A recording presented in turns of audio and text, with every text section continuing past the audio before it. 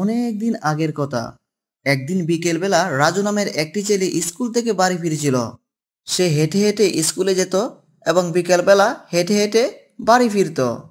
একদিন স্কুল থেকে ফেরার পথে সে একটি রাস্তার পাশে টাকার থলি দেখতে পায়। আরে, এখানে এটা কি পড়ে আছে? কাছে গিয়ে দেখি তো। আরে, এ তো দেখছি টাকার তোলে। মনে হয় কারোর পকেট থেকে পড়ে গেছে। কিন্তু আমি এখন এই টাকার মালিককে কোথায় খুঁজে পাবো? যাই, গাছতলায় গিয়ে বসে থাকি। মনে হয় টাকার মালিক টাকার খুঁজে এই পথে আবার চলে আসবে। রাজু তখন কোনো উপায় না পেয়ে টাকার থলি নিয়ে গাছতলায় বসে থাকে। অনেকক্ষণ বসে থাকার পর একটি লোক এসে এদিক সেদিক তাকাতে লাগলো। সে কি জানি খুঁজতেছিল।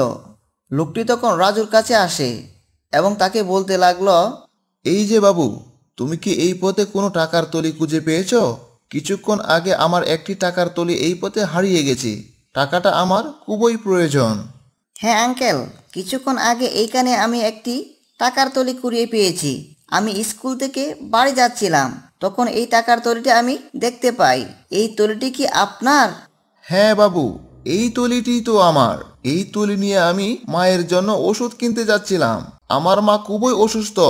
তখন আমার পকেট থেকে এই থলিটি পড়ে যায়, আমি বুঝতেই পারিনি। তাহলে এই নেন আপনার টাকার থলি। আপনি এই টাকা নিয়ে আপনার মায়ের জন্য ওষুধ কিনতে যান। আমার এখন বাড়ি যেতে হবে, আমার অনেক সময় চলে গেছে।